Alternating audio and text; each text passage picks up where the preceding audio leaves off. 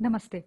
मनोवैज्ञानिक गुणों में विभिन्नताओं का यह चौथा भाग लेकर मैं आपके सामने प्रस्तुत हूँ। अभी तक हमने पिछले 3 वीडियो में बुद्धि के से संबंधित बहुत सी बातों पर चर्चा की। कुछ मनोवैज्ञानिकों ने जो बुद्धि के संबंध में सिद्धांत दिए उस पर भी चर्चा की। इसी क्रम को आगे बढ़ाते हुए आज हम बुद्धि के कई अन्य विचारकों ने जो अपने विचार व्यक्त किए हैं बुद्धि के प्रति, हम उस पर चर्चा करेंगे। थोड़ा सा 30 सेकंड के आसपास आप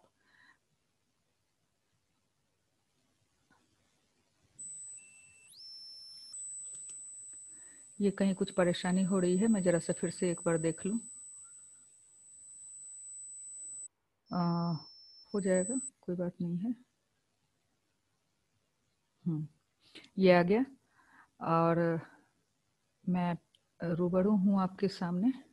बुद्धि के त्रिपाक्षीय सिद्धांत से हम शुरू करेंगे। बुद्धि के त्रिपाक्षीय सिद्धांत से हम शुरू करेंगे। थोड़ा सा लाइट की समस्या आ रही है, खैर कोई बात नहीं है। रॉबर्ट स्टर्नबर्ग ने बुद्धि का त्रिपाक्षीय सिद्धांत प्रस्तुत किया। इनके अनुसार बुद्धि वह योग्यता है जिसमें व्यक्ति अपने पर्यावरण के प्रति अनुकूलित होता है तथा अपने समाज और संस्कृति के उद्देश्यों की पूर्ति हेतु पर्यावरण के कुछ पक्षों का चयन करता है और उन्हें परिवर्तित करता है। हम पहले भी बात कर चुके हैं कि बुद्धि हमें समस्याओं का से जूझने में, हम जिस वातावरण में रहते हैं, जिस संस्कृति में रहते हैं, वहां हम अपने आप को किस तरह से समायोजित करते हैं, किस तरह से अनुकूलित करते हैं, उसकी एक योग्यता के रूप में आपके सामने आती है। तो इसी बात को इन्होंने भी कहा है, लेकिन इन्होंने बुद्धि के 3 प्रकारों का वर्णन किया है। ये आपकी किताब में दी हुई है। सांदर्भिक उपसिद्धांत, आनुभविक उपसिद्धांत, घटकीय उपसिद्धांत। इनकी चर्चा हम अभी तुरंत करेंगे। बस इसे मैंने स्लाइड में इसलिए दिखा दिया ताकि आपके जहन में ये बात बैठी रहे। इसी तरह घटकीय उपसिद्धांत के भी ये 3 तत्व हैं, इसे भी आप देखेंगे। तो सबसे पहले हम आते हैं घटकीय बुद्धि पर कि ये घटकीय बुद्धि क्या है। इसे अंग्रेजी में कंपोटेंशियल इंटेलिजेंस कहते हैं। यह ऐसी विश्लेषणात्मक बुद्धि है जिसके द्वारा व्यक्ति किसी समस्या का समाधान करने के लिए प्राप्त जो सूचना होती है उसका विश्लेषण करता है। इस बुद्धि की अधिक मात्रा रखने वाले लोग काफी तार्किक तरीके से सोचते हैं और सफलता भी प्राप्त करते हैं। इसके 3 अलग अलग घटक होते हैं। आइए हम इन तीनों घटकों को एक एक करके देखें। सबसे पहले जो घटक है वह है अभिघटक। यह एक काफी उच्च स्तरीय घटक है। इसके द्वारा व्यक्ति योजनाएं बनाता है, उसे क्या करना है, कैसे करना है, और इसमें उसकी मानसिक जो संज्ञानात्मक प्रक्रियाएं हैं यह काफी हद तक प्रयुक्त होती है। हम पढ़ाई की बात से थोड़ा परे हटे। उदाहरण के तौर पे अगर हम लेते हैं कि मान लीजिए कि हम कोई व्यापार का प्लान बनाते हैं, तो अगर हम एक थोड़ा ध्यान से आप देखेंगे और सुनेंगे तो इसे आप कहीं भी लागू कर सकेंगे। तो अगर हम एक बिजनेस प्लान बनाते हैं तो सबसे पहले हम एक आइडिया लेते हैं। आइडिया लेने के बाद हम टीम का गठन करते हैं। हम उस टीम को कैसे चलाएंगे इसकी युक्तियां बनाते हैं। मार्केट, उस जो बिजनेस हम कर रहे हैं उसका बाजार कैसा रहेगा उसके बारे में सोचते हैं। फिर एक प्रोजेक्ट बनाते हैं, एक लक्ष्य निर्धारित करते हैं कि हमें इस तरह से काम करना है, हमें इस तरह से सामान को बेचना है, हमें इसमें इतना लाभ कमाना है। तो इन सभी चीजों को हम एक योजना के तहत लेते हैं।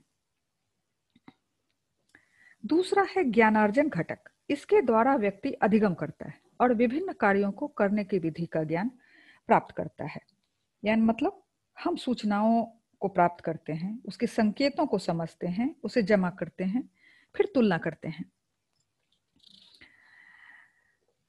तीसरा, यहाँ हम चित्र में भी एक बार देख लें कि हम एक देखिए ये न्यूरो सिस्टम का चित्र दिखा रहा है।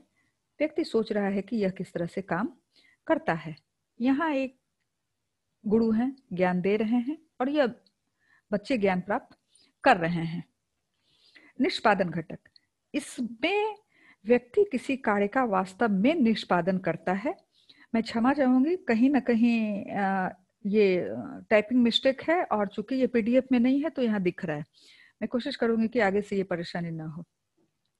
अभी देखिए, हमने पीछे बिजनेस प्लान की बात की, तो एक टीम है, उस टीम के सभी सदस्यों के पास कोई ना कोई काम सौंपा गया था। उन्होंने अपना काम पूरा किया और हर व्यक्ति ने अपने कार्य को इस तरह से सामने रखा कि कार्य पूर्ण हुआ दिखता है, यानी कि कार्य समाप्त हो गया। तो एक निष्पादन, उस कार्य का निष्पादन उभर कर सामने आया। यहाँ देखिए कि एक व्यक्ति एक मॉडल को तैयार करने की कोशिश कर रहा है। अब अगर इसका ये मॉडल सही जगह बैठ जाता है तो कहेंगे कि इसके कार्य का निष्पादन हो गया है, यानी कि कार्य अपनी पूर्णता को प्राप्त हुआ। यह सफल हो सकता है, असफल हो सकता है। अब आते हैं अनुभविक बुद्धि पर। अनुभविक या सृजनात्मक बुद्धि, जिसके द्वारा व्यक्ति किसी नई समस्या के समाधान हेतु अपने पूर्व बुद्धि का प्रयोग करता है। इस बुद्धि की उच्च मात्रा रखने वाले लोग विगत अनुभवों को मौलिक रूप से अपने आप में समाकलित कर लेते हैं, मिला लेते हैं तथा समस्या के मौलिक समाधान खोजते हुए आविष्कार करते हैं। किसी विशेष स्थिति में वे तुरंत समझ जाते हैं कि कौन सी सूचना अधिक निर्णायक होगी। कोई भी परेशानी आई या प्रश्न आया व्यक्ति के दिमाग में, उसके से संबंधित प्रक्रियाएं चलनी शुरू हो जाती है और अंततः वह एक समाधान ढूंढ लेता है। इसमें उसके जो विगत के अनुभव होते हैं, यानी कि अगर इस तरह की परिस्थिति से वह पहले भी गुजरा हो तो उसे समाधान ढूंढने में आसानी होती है। सांदर्भिक बुद्धि, यह बुद्धि जिसके द्वारा व्यक्ति अपने दिन प्रतिदिन के जीवन में आने वाली पर्यावरणीय मांगों से निपटता है, इसे हम व्यवहारिक बुद्धि भी कह सकते हैं। जिस भी व्यक्ति में इसकी मात्रा अधिक होती है वह अपने चारों ओर के पर्यावरण के प्रति शीघ्र अनुकूलित हो जाता है या अपने अनुकूल पर्यावरण को ढूंढ लेता है या पर्यावरण में अपने सुविधा के अनुसार परिवर्तन करने में सफल होता है। एक व्यक्ति है, इसके चारों तरफ कितनी ही चीजें हैं, इसे अपने कार्य भी करने हैं, इसे अपने कार्य से होने वाले लाभ के बारे में भी सोचना है, इसे घर में कुछ सदस्य हैं उसके बारे में सोचना है। तो तमाम तरह की चीजें इसके सामने, इस व्यक्ति के सामने आ रही है और देखिए कि उस पर यह किस तरह से अपनी प्रतिक्रिया या प्रक्रिया को दिखा रहा है और किस तरह वो अपनी समस्याओं का समाधान ढूंढता रहता है। अब आते हैं पास मॉडल पर। बुद्धि के इस मॉडल को जेपी दास, जैक नागलिरी एवं किडवी ने विकसित किया। इसे पास मॉडल कहा जाता है। इस मॉडल के अनुसार बौद्धिक क्रियाएं 3 तंत्रिकीय या स्नायविक तंत्रों की क्रियाओं द्वारा संपादित होती है। इन तीनों को मस्तिष्क की 3 प्रकार्यात्मक इकाइयां कहा जाता है। इन 3 इकाइयों को हम क्रमशः देखेंगे कि एक तो है भाव प्रबोधन और अवधान। तो भाव प्रबोधन एक ऐसा शब्द है जो मुझे खुद भी नहीं पता था कि आखिर इसका अर्थ क्या होता है। सचेत अवस्था, जागृत अवस्था, जागी हुई अवस्था, ये भाव प्रबोधन का अर्थ यहाँ निकलता है। यह किसी भी दशा में, किसी भी व्यवहार के मूल में होती है, क्योंकि यही किसी उद्दीपक की ओर हमारा ध्यान आकर्षित करती है। भाव प्रबोधन और अवधान ही व्यक्ति को सूचना का प्रक्रमण करने के योग्य बनाते हैं। भाव प्रबोधन का बहुत अधिक या कम होना ध्यान को बाधित करता है। अगर आप में चेतना का स्तर या सजगता का स्तर बहुत ज्यादा है या बहुत कम है तो आप किसी चीज पर ध्यान केंद्रित नहीं कर पाएंगे। मान लीजिए कि शिक्षक ने आपसे कहा कि अमुक दिन मैं परीक्षा लूंगा, तो आप तत्काल क्या करते हैं कि जिन जिन अध्यायों की पढ़ाई हुई है आप वहां तुरंत अपना ध्यान केंद्रित करते हैं।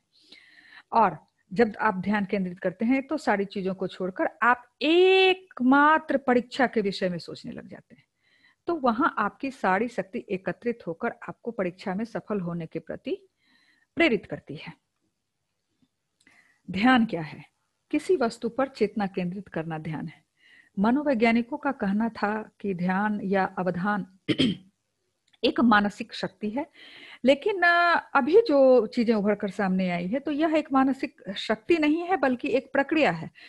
अगर ये मानसिक शक्ति होती तो हर किसी के पास होती, लेकिन ऐसा नहीं होता है। अलग अलग लोगों में ध्यान का अलग अलग स्तर पाया जाता है। अब हम देखें कि ये सहकालिक प्रक्रमण,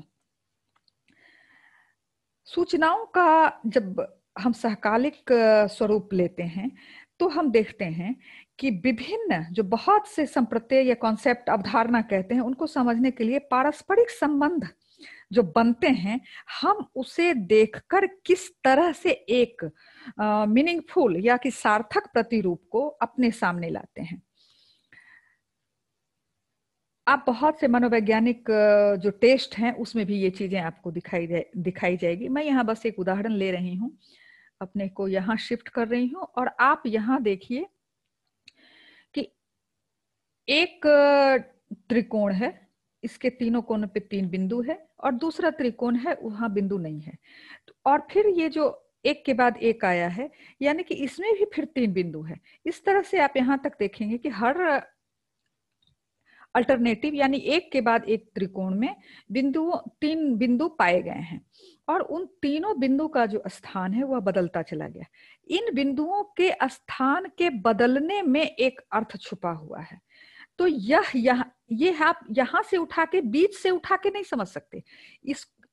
इसके अर्थ को समझने के लिए, इसका समाधान ढूंढने के लिए आपको पहले चित्र से शुरू करके अंतिम चित्र तक आना होगा, तभी आप इन त्रिकोण में बिंदुओं के बदलते स्थान क्रम को समझ सकेंगे। फिर आते हैं अनुक्रमिक प्रक्रमण पर। अनुक्रमिक प्रक्रमण उस समय होता है जब सूचनाओं को एक क्रम से याद रखना होता है ताकि एक सूचना का पुनः स्मरण अपने बाद वाली सूचना का पुनः स्मरण करा सके। देखिए, जब बच्चे गिनती सीखते हैं तो 0 से शुरू करते हैं और बढ़ते चले जाते हैं। धीरे धीरे क्या होता है कि उन्हें ये चीजें याद हो जाती हैं। अच्छा, 3 के बाद तो 4 ही आएगा, 10 के बाद 11 ही आएगा। यानी कि एक सूचना अगर आप उन्हें देते हैं कि बच्चों ये 12 है, इसके बाद क्या आएगा, तो वो स्वतः बोलेंगे कि 13 आएगा। इसी तरह ये देखिए, हम जब पहाड़े याद करते हैं तो हमें पता होता है कि 4 1 जा 4 अगर है तो 4 3 जा 12 ही होगा, या 4 4 जा 16 है तो 4 5 जा 20 होगा। यह एक सूचना हमारे सामने आई और दूसरी खुद ब खुद सामने आ जाती है।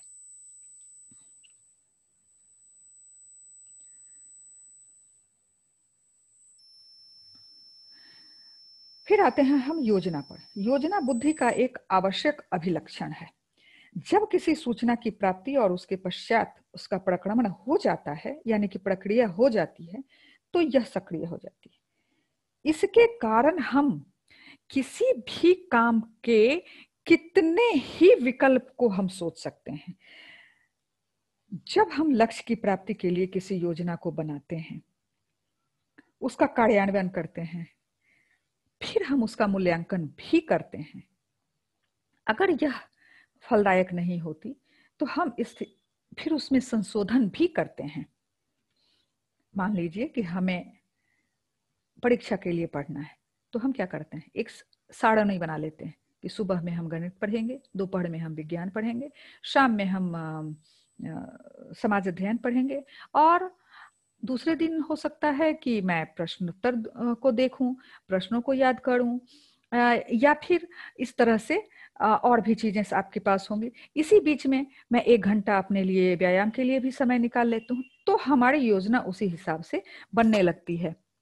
यहाँ हम फिर एक बिजनेस मॉडल को ही देखेंगे। मैंने बहुत कोशिश की कि एक शैक्षिक मॉडल मिले, मगर मिला नहीं।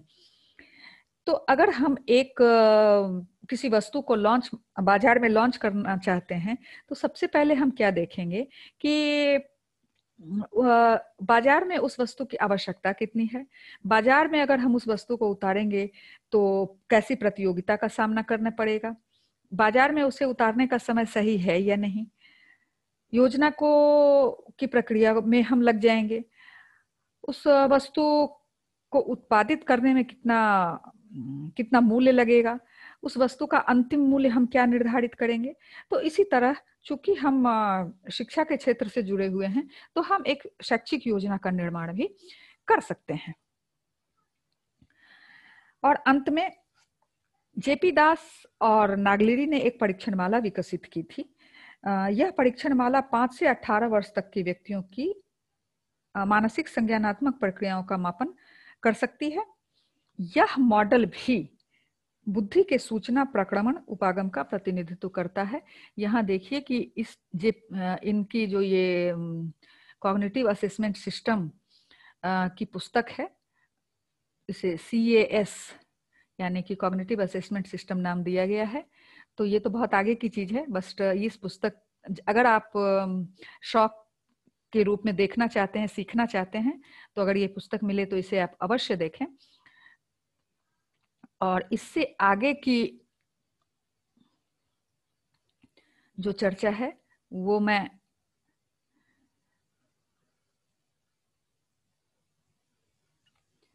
दूसरे वीडियो में करूंगी, आगे के वीडियो में करूंगी। तकनीकी स्वरूप, शिक्षा के तकनीकी स्वरूप की कुछ अपनी समस्याएं होती है, तो इन चीजों की तरफ ध्यान न देते हुए हम अगले वीडियो का इंतजार करें। मैं उम्मीद करती हूँ कि अभी तक मैंने जो कुछ भी बताने की कोशिश की है आपकी समझ में आया होगा। इसके बाद जब मैं आपके साथ अंतःक्रिया यानी कि इंटरेक्शन सेशन में आऊंगी, तो जो भी चीजें आप पूछना चाहेंगे या जो चीजें समझ में नहीं आई होंगी, मैं उस पर भी चर्चा करूंगी।